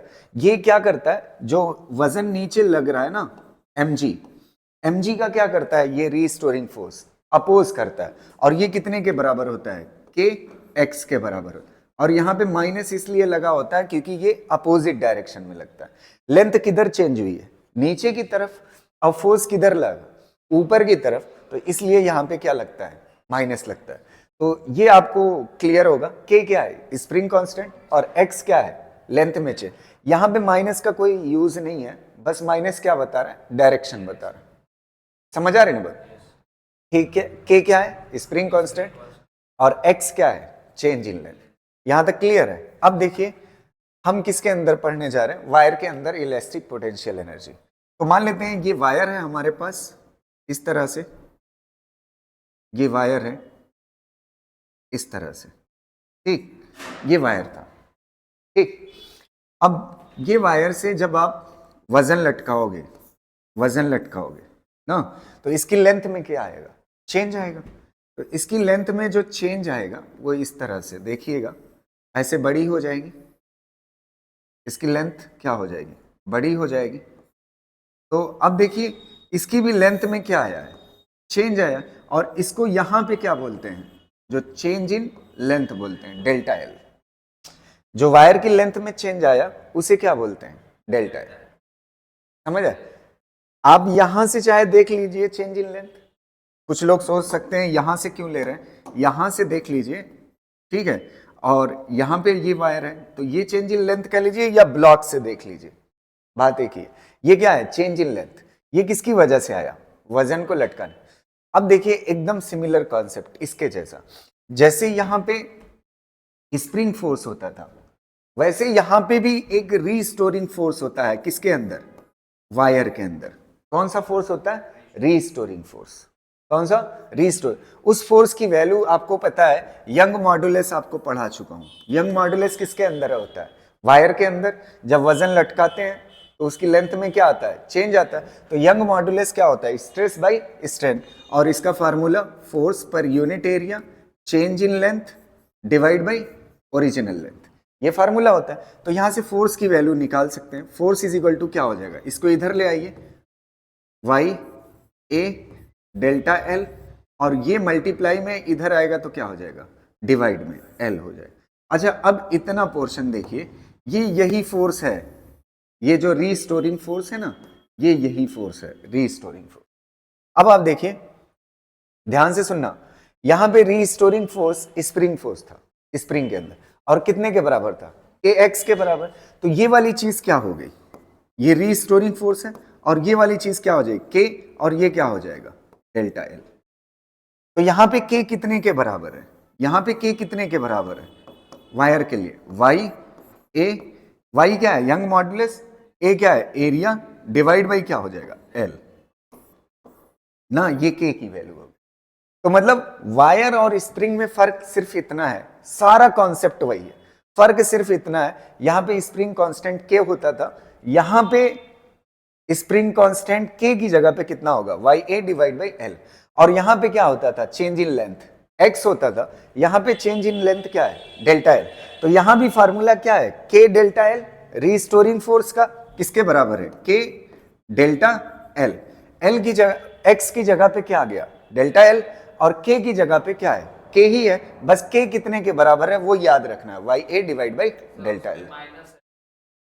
माइनस से कोई, इसमें भी तो रीस्टोरिंग ऊपर ही है ना, तो माइनस से कोई लेना देना नहीं है। अगर आप चाहो तो यहां भी लगा सकते हो माइनस, वो आपकी मर्जी। क्लियर है ना? अब देखो अगली चीज, यहां तक क्लियर है? अब अगली चीज मुझे पढ़ना क्या है? पोटेंशियल है। तो पोटेंशियल एनर्जी का फार्मूला है वही होगा जैसे यहां पे। तो एक चीज मैंने आपको सिखाया है, पोटेंशियल एनर्जी अगर वायर के लिए लिख रहे हो तो यही फार्मूला होगा, हाफ, हाफ लिख लिया। अच्छा, के की जगह पे क्या होगा? स्प्रिंग में के होता है, इसमें के कितने के बराबर होता है? Y A divide by L के बराबर। ये हो गया आपका के, और क्या है? X square. एक्स क्या है? Change in length. यहां पे चेंज इन लेंथ कितने के बराबर है? डेल्टा एल का स्क्वायर। बस ये हो गया फार्मूला आपका। क्लियर रहेगा? चलिए इतना कॉपी कर लीजिए, ठीक, कॉपी कर लें, ठीक, इतना हो गया ना। चलिए अब आगे देखिएगा, यहां पे नेक्स्ट आगे देखिएगा, इसमें एक तरीके से और इस फार्मूले को, ये फार्मूला याद रखना है आपको, समझा? कैसे याद रखोगे? हाफ, और ये वाली चीज कितना है? के, और ये क्या है? चेंज इन लेंथ का स्क्वायर। ठीक, क्लियर रहेगा? अब देखो, इस फार्मूले को एक तरह से और लिख सकते हैं, u is equal to half, और ये कितना है? Y A divide by L, और इसको क्या लिख सकते हो? Delta L into delta L, तोड़ सकते हो, एल स्क्वायर। अच्छा, इतना चीज पढ़िए आप, कितने के बराबर है ये वाला हिस्सा? ये कितने के बराबर है? पढ़िए, एफ के बराबर। तो u इज इक्वल टू क्या हो जाएगा? Half F delta L. F क्या है यहां पे? Restoring force. एफ कौन सा फोर्स है? Restoring force. तो पोटेंशियल एनर्जी का फार्मूला ये वायर के लिए ये भी हो सकता है, half force into change in length. समझ आ रहे ना? तो दो फार्मूले हो गए, दोनों याद रखिएगा, ये दोनों ना। एक और पढ़ लेते हैं, इसको कॉपी कर लिए। चलिए अगला एक और देख लेते हैं फार्मूला, कॉपी कर लीजिए, फिर उसके बाद न्यूमेरिकल करेंगे। एक और formula, energy density, energy energy density. Energy density क्या होती है? एनर्जी डेंसिटी जो होती है वो एनर्जी पर यूनिट वॉल्यूम होता है। ऐसे लिख लीजिए, एनर्जी पर यूनिट वॉल्यूम होता है। ठीक, एनर्जी का फॉर्मूला आपने पढ़ा पोटेंशियल एनर्जी का, हाफ के की जगह पे क्या होता है, Y A divide by L. ये हो गया हाफ के, और क्या होता है एक्स स्क्वायर, एक्स मतलब डेल्टा एल स्क्वायर। ठीक, अच्छा वॉल्यूम, वॉल्यूम क्या होता है, हमेशा से मैंने बताया एरिया इंटू लेंथ होता है ना। एरिया एरिया क्या हो जाएगा, एरिया एरिया कैंसिल। अच्छा ये कितना हो जाएगा हाफ, और क्या बचेगा वाई, और ये क्या बचेगा डेल्टा एल, और ये भी एल स्क्वायर हो जाएगा ना, तो एक साथ लिख लो एल स्क्वायर, कोई दिक्कत नहीं। अच्छा वाई क्या है, यंग मॉडुलस, क्या है यंग मॉडुलस, और यंग मॉडुलस जो होता है वो स्ट्रेस, वाई क्या होता है स्ट्रेन, स्ट्रेस बाई स्ट्रेन। आपको पता है ये लॉन्गिट्यूडनल स्ट्रेस है और ये लॉन्गिट्यूडनल स्ट्रेन है, क्लियर रहेगा। तो यहां पे क्या हो जाएगा हाफ इनटू क्या हो जाएगा यंग मॉडुलस की जगह पे स्ट्रेस बाई स्ट्रेन ना, और ये जो लिखा हुआ है change in length divide by original length, ये भी क्या होता है स्ट्रेन होता है, स्ट्रेन। तो ये स्ट्रेन का क्या हो जाएगा स्क्वायर, एक स्ट्रेन से एक स्ट्रेन कैंसिल, ये कितने के बराबर half into stress into strain ना। ठीक, और ये क्या हो जाएगा एनर्जी पर यूनिट वॉल्यूम। अच्छा एनर्जी इज इक्वल टू निकालना है, तो एनर्जी इज इक्वल टू क्या हो जाएगा हाफ, यहां पे लिख half energy is equal to half into stress into strain into ये वॉल्यूम उधर जाएगा तो मल्टीप्लाई में क्या हो जाएगा वॉल्यूम। एक फार्मूला ये हो गया एनर्जी का, समझ गए, क्लियर रहेगा। चलिए इसको भी कॉपी कर लीजिए, याद रहेगा ना रिलेट करके। चलो अब इस पे क्वेश्चन देख लेते हैं। सबसे पहले इस क्वेश्चन को देखिए, इस वाले को। ठीक, क्या कह रहा है पढ़िएगा, if wire is extended to new length L, ये एल है, लेंथ कितना है L, the work done is ना, तो वायर की लेंथ कितना पहले, मतलब फाइनली लेंथ कितना है एल है, ये फाइनल लेंथ है, तो पहले कुछ लेंथ रही होगी उससे कम वजन लटकाने से पहले, अभी वजन नहीं लटका हुआ, तो इसकी लेंथ फाइनल देखिए हर ऑप्शन में क्या दिया हुआ है,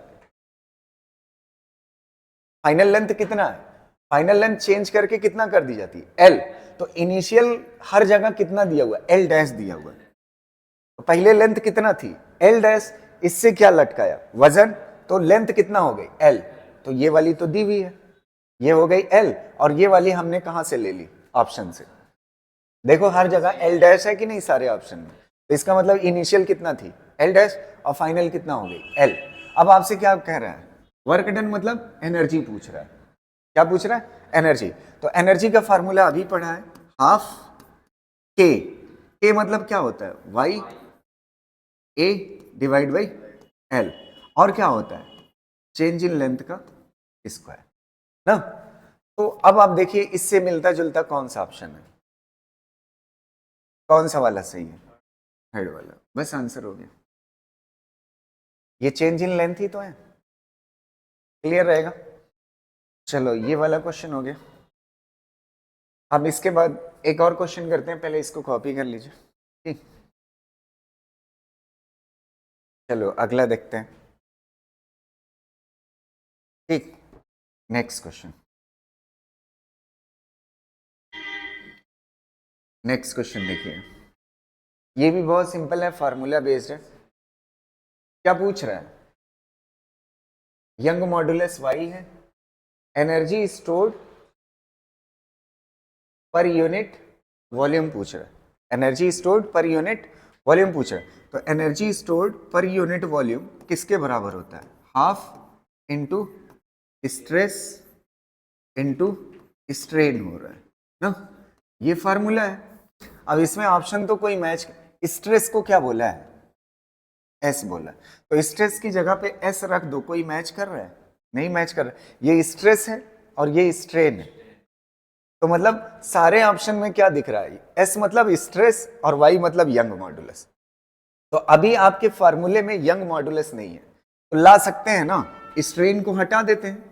स्ट्रेन को हटाने का तरीका क्या होगा, y is equal to stress by क्या होता है, स्ट्रेन होता है, स्ट्रेस बाई स्ट्रेन होता है। तो एक काम करते हैं, इसको हटा लेते हैं, स्ट्रेन इज इक्वल टू क्या हो जाएगा, स्ट्रेस बाई यंग मॉडुलस। तो ये क्या हो जाएगा, हाफ इंटू स्ट्रेस इंटू ये क्या हो जाएगा, stress by Young modulus Y ना। अच्छा ये क्या हो जाएगा, stress into stress, stress square, और स्ट्रेस को क्या बोला है, एस, तो क्या हो जाएगा S square divide by 2y।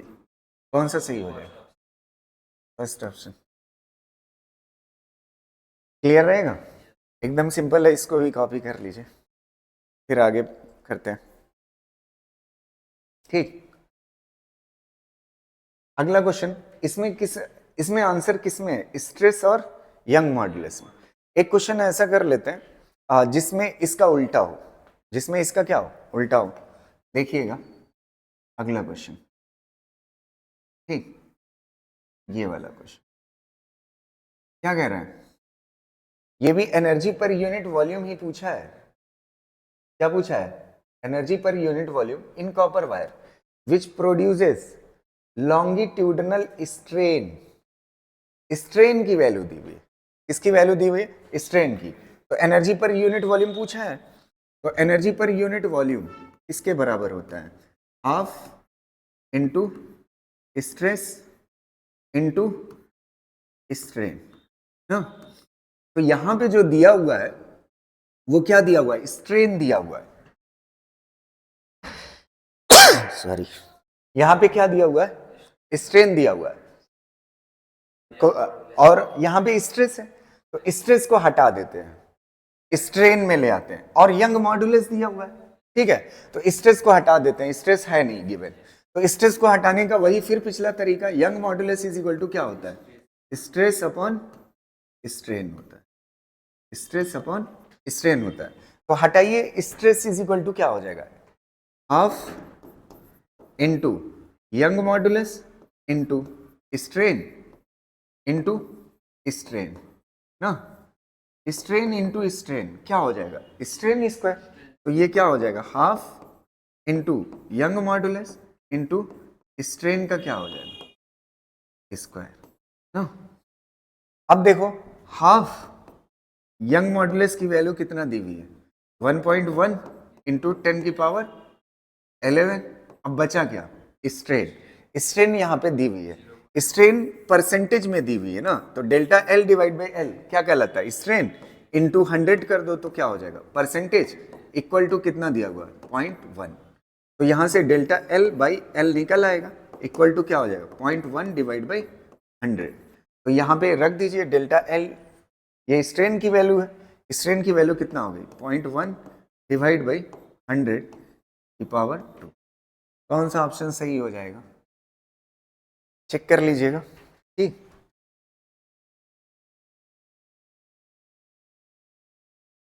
Clear रहेगा ना, आप ऑप्शन मैच करा लीजिएगा सॉल्व करके, ठीक। चलिए मैंने यहां तक तो कर दिया, अब इसके आगे सॉल्व करना है, ठीक। चलो इसके आगे देखते हैं नेक्स्ट क्वेश्चन, आप कमेंट करिएगा जो लोग का आंसर आएगा कौन सा सही होगा। अब इसके आगे कैलकुलेशन ही तो है, मेन काम तो मैंने कर दिया, ठीक। आइए देखते हैं नेक्स्ट क्वेश्चन, ये वाला क्वेश्चन देखिए, ये भी आसान अच्छा क्वेश्चन है। A steel wire of length 2 metre, length 2 metre is stretched through 2 mm। ये क्या है, लेंथ L और ये क्या है, delta L। What is the elastic potential energy stored in the wire of cross sectional area दिया हुआ है in the stretch condition, young modulus दिया हुआ है। अब आप सीधा एनर्जी का फॉर्मूला क्या होता है, energy is equal to half K मतलब Y A divide by L, ठीक है, के और चेंज इन लेंथ का क्या होता है, स्क्वायर, हाफ के एक्स स्क्वायर हो गया, एक्स की जगह पे क्या आ जाता है, चेंज इन लेंथ है। इस तरह से आप याद रख सकते हो। अब इसमें कोई डाटा आप बताइए जो ना दिया हो, half young modulus, Young modulus की वैल्यू कितना है, 2 इंटू 10 की पावर 11। एरिया, एरिया कितना दिया हुआ है 4 mm²। तो mm मतलब 10 की पावर -3, स्क्वायर है तो 10 की पावर -6। ये हो गया एरिया। और लेंथ, चेंज इन लेंथ कितना दिया हुआ है 2 mm। 2 mm मतलब मीटर में बदल लो, और इसका क्या है square, divide by original length कितना दी हुई है 2 मीटर। यहाँ पे कितना रख दो 2। सॉल्व कर लीजिएगा, आंसर आ जाएगा। मेरे ख्याल से ए वाला आएगा, चेक कर लीजिएगा। 0.8 जूल आएगा। ठीक, क्लियर है ना? कुछ नहीं, बस फार्मूले में डाटा सेट करना था। समझ गया ना?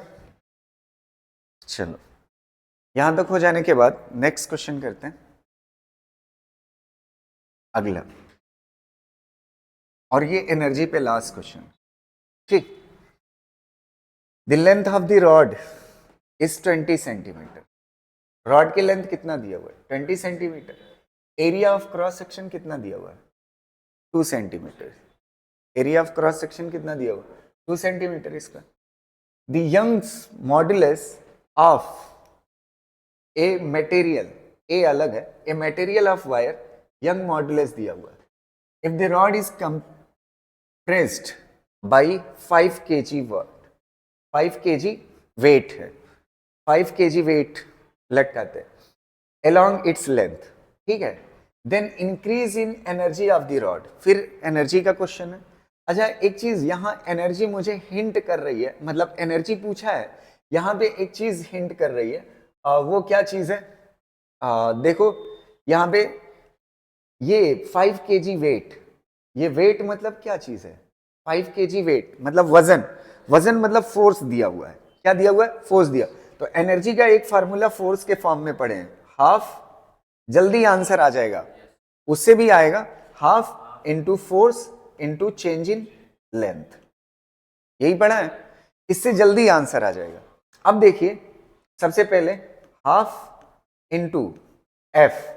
अच्छा, चेंज इन लेंथ ला सकते हो यंग मॉडुलस से। Young modulus is equal to क्या होता है फोर्स पर unit area, change in length divide by लिखने से बेहतर है ऊपर ले। यहां से change in length is equal to क्या हो जाएगा, चेंज इन लेंथ इधर ले आओ, force length divide by area into Young modulus. इसको आप यहां पे लिख सकते हो, तो क्या हो जाएगा F L divide by a young modulus ना। तो ये क्या हो जाएगा half F square L divide by a young modulus. अब सारी वैल्यूज गिवन है। हाफ, फोर्स की वैल्यू कितना दी है 5 kg वेट। अच्छा, kg वेट दिया हुआ है ना, तो इसको फोर्स में बदलने के लिए 10 से क्या कर दो मल्टी, mg होता है ना फोर्स, ये तो मास दिया हुआ है, मास कितना है 5, g से मल्टीप्लाई कर दो तो कितना हो जाएगा 50।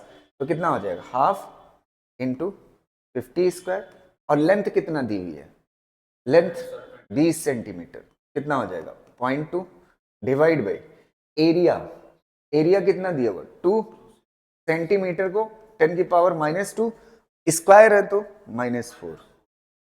ठीक, एरिया हो गया। और यंग मॉडुलस कितना दिया हुआ है 1.4 इंटू 10 की पावर 11। बस इसको सॉल्व कर लो, आंसर आ जाए। ठीक है, मेरे ख्याल से ये वाला आएगा, चेक कर लेना, ठीक है, जब आप सॉल्व करोगे। एनर्जी पूछा, क्लियर रहेगा, इसको कॉपी करिए। चलो ठीक है ना। चलिए नेक्स्ट टॉपिक देख लेते हैं। एक छोटा सा टॉपिक है थर्मल स्ट्रेस।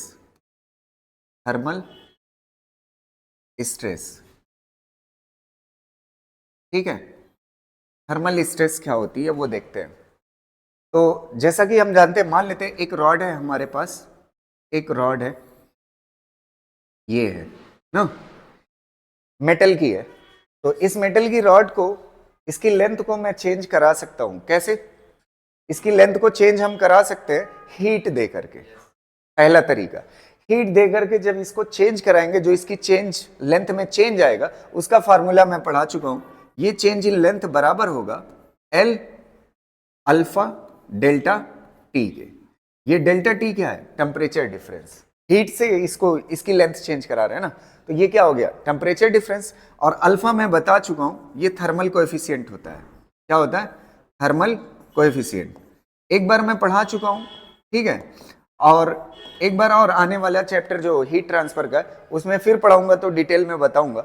अल्फा क्या है, थर्मल कोएफिशिएंट, और डेल्टा टी क्या है, टेम्परेचर डिफरेंस। एल क्या है, इसकी ओरिजिनल लेंथ, गर्म करने से पहले, गर्म करने से पहले एल लेंथ का। जब इसको हीट देंगे तो हीट देने के बाद जो चेंज इन लेंथ आता है वो इतने के बराबर होता है, ठीक है। अब देखिए इस रॉड की जो लेंथ में चेंज कराया है, मैं एक तरीके से और चेंज करा सकता हूं। कैसे, ये रॉड लो ना, मेटल की रॉड, और इससे वजन लटका दो। क्या लटका दो, वजन लटका दो। तो वजन लटकाने से भी इसकी लेंथ में चेंज आएगा, और वो लेंथ में जो चेंज आएगा वो किससे पता चलेगा, यंग मॉडुलस से। किससे पता चलेगा, यंग मॉडुलस से। यंग मॉडुलस का फार्मूला मैं पढ़ा चुका हूं, फोर्स पर unit area change in length divide by original length, ऊपर लिख लीजिए, ठीक। अब यहां से चेंज इन लेंथ निकाल सकते हैं। Change in length is equal to क्या हो जाएगा, फोर्स डिवाइड बाई एरिया, और ये यंग मॉडुलस नीचे आ जाएगा, और यहां पे क्या हो जाएगा, एल। ये आपका क्या आ गया, चेंज इन लेंथ। ये किसकी वजह से चेंज इन लेंथ है, वजन लटकाने से। और ये चेंज इन लेंथ किसकी वजह से है, अगर ये दोनों आपस में क्या हो, बराबर हो। ये हीट की वजह से चेंज इन लेंथ है ना, अगर ये दोनों आपस में बराबर मान लेते हैं, क्या मान लेते हैं, बराबर, जितना हीट से चेंज इन लेंथ आया उतना ही वजन से आया, तो दोनों को इक्वेट कर सकते हैं। तो कितना हो जाएगा, एफ एल डिवाइड बाई क्या हो जाएगा, ए वाई इज इक्वल टू क्या हो जाएगा, L alpha delta T. L से एल क्या हो जाएगा, कैंसिल। अब क्या बच रहा है, अच्छा ये चीज मैं पढ़ा चुका हूं कई दफा, फोर्स पर यूनिट एरिया क्या कहलाता है, स्ट्रेस। ये क्या कहलाता है, स्ट्रेस। और वाई को उधर लेके चले जाओ, वाई अल्फा डेल्टा टी, इसी को बोलते हैं फोर्स पर यूनिट एरिया को क्या बोलते हैं, स्ट्रेस। और यही हमारी क्या है, थर्मल स्ट्रेस। क्या है, थर्मल स्ट्रेस। क्लियर रहेगा, ये हो गया आपका थर्मल स्ट्रेस। थर्मल स्ट्रेस कितने के बराबर होती है, Young modulus, thermal coefficient, temperature difference के मल्टीप्लिकेशन के बराबर। क्लियर रहेगा, चलो इसको कॉपी कर लीजिए। चलो यहां तक हो जाने के बाद एक चीज और छोटी सी देख लेते हैं, ठीक है, बेंडिंग। बेंडिंग ये एप्लीकेशन है इलास्टिसिटी का, बेंडिंग, समझ आए। तो आपने ब्रिज देखी होगी, ठीक है, ये इस तरह से होती है, ये इसकी क्या कहलाएगी, विड्थ, और ये क्या कहलाएगी, डेप्थ, डी मान लेते हैं, ठीक। और ये इसकी हो गई क्या चीज, लेंथ होती है। ये इसकी क्या होती है, लेंथ। ये एक पिलर है, अगला पिलर इसके पीछे है, तो इसके बीच की जो दूरी होती है ना, उसे ही क्या बोलते हैं, लेंथ बोलते हैं। समझ आ रहा है। अब थोड़ा सा देखिएगा, जब इससे ब्रिज से फोर व्हीलर या वजनदार चीजें गुजरती है, ट्रक वगैरह, जब इससे गुजरते हैं तो इसमें बेंडिंग आ जाती है, थोड़ा सा दब जाता है। तो जैसे मैं फील के लिए ये पिक्चर बना दे रहा हूं ताकि आपको बेंडिंग फील आ जाए। ये ऐसे होगी रोड, ऐसे सीधी सीधी ना, तो जब इससे वजनदार चीज गुजरेगी तो ये ऐसे हो जाता है, ऐसे ऐसे हो जाता है। तो यहां पे ऐसे होना चाहिए था, रोड ऐसे सीधा होना चाहिए, ये थोड़ा सा क्या हो गया, दब गया, किसकी वजह से, वजन लटकाने की वजह, बेंड। तो इसी को, ये जो बेंड हुआ है इसी को क्या बोलते हैं, बेंडिंग बोलते हैं। क्या बोलते हैं, बेंडिंग। इसकी जो वैल्यू होती है, इसका एक फार्मूला होता है, एनसीईआरटी में दिया हुआ है, वो आपको रटे रहना है, ठीक है। फार्मूला सीधा सीधा पूछा जा सकता है। तो बेंडिंग इज इक्वल टू क्या होता है, ये डेल्टा से दिखाते हैं, W L cube divide by 4 B D cube into Y होता है। ये होता है फार्मूला। अब सबसे पहले एक एक चीज समझ लेते हैं इसमें क्या है, फिर उसके बाद इस फार्मूले की मीनिंग समझ लेंगे, ठीक है, ताकि हमें याद रखने में आसानी हो जाए। ये डेल क्या है, बेंडिंग। क्या है, बेंडिंग। डेल हो गई बेंडिंग। डब्ल्यू क्या है, ये जो वेट इससे गुजर रहा है, क्या है, वेट है, वेट। डब्ल्यू क्या है, वेट हो गया। एल क्या है, लेंथ। लेंथ दो पिलर के बीच की ना, और बी क्या है, विड्थ मान लेते हैं, क्या है, विड्थ, ठीक, और डी क्या है, डेप्थ, क्या है, डेप्थ, ये गहराई, डेप्थ हो गई, और ये बी हो गया विड्थ ना, और वाई क्या है, यंग मॉडुलस, यंग मॉडुलस ना। तो मैंने आपको क्या बोला था, ये इलेस्टिसिटी का एप्लीकेशन है, तो यंग मॉडुलस किस में आता है, इलेस्टिसिटी में। यहां तक क्लियर। अब देखिए सबसे पहले आप फील करिएगा इस बात को, दो पिलर के बीच की ये जो दूरी होती है उसे क्या बोलते हैं, लेंथ। अच्छा, लेंथ जितना कम होगी पिलर्स के बीच में उतना बेंडिंग क्या होगी, कम। तो देखिए बेंडिंग डायरेक्टली प्रोपोर्शनल है किसके, लेंथ के। तो मतलब जितना पिलर्स के बीच की दूरी कम होगी उतना बेंडिंग क्या होगी, कम होगी। चलिए, अच्छा जितना बेंडिंग कम होगी उतना हमारे लिए अच्छा है, सेफ्टी उतनी अच्छी है। ये बी देखिए और डी देखिए, ये विड्थ है और ये क्या है, डेप्थ है। विड्थ और डेप्थ दोनों के बढ़ने से बेंडिंग क्या हो रही, कम हो रही। लेकिन अगर इस पे देखेंगे, डेप्थ की पावर 3 है और विड्थ की पावर कितना है, 1 है, तो इसका इफेक्ट ज्यादा है डेप्थ का। तो आप देखा होगा आपने, ब्रिज के जो पिलर्स होते हैं ना वो बहुत गहराई तक होते हैं।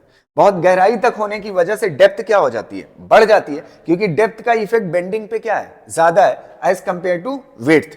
तो डेप्थ का इफेक्ट ज्यादा होने की वजह से जितना ज्यादा डेप्थ होगी उतना बेंडिंग क्या होगी, कम होगी। समझ। और ये मटेरियल का है जो उसके अंदर आप यूज कर रहे हो, लोहा सरिया या जो भी है, उसका यंग मॉडुलस जितना ज्यादा होगा उतना बेंडिंग क्या होगी, कम होगी। क्लियर है। और यंग मॉडुलस की पूरी बातें तो मैं पढ़ा ही चुका हूं, ठीक, क्लियर रहेगा। चलिए इसको कॉपी कर लीजिए। तो ये था हमारा चैप्टर इलेस्टिसिटी, इसी के साथ कंप्लीट होता है। और अगर कुछ क्वेश्चन मैं देखूंगा ग्रुप पे भेज दूंगा आपको प्रैक्टिस के लिए, ठीक है। और आज की क्लास इतना ही, कल से नया चैप्टर शुरू करेंगे, थर्मोडायनामिक्स, ठीक है। ठीक है, थैंक यू।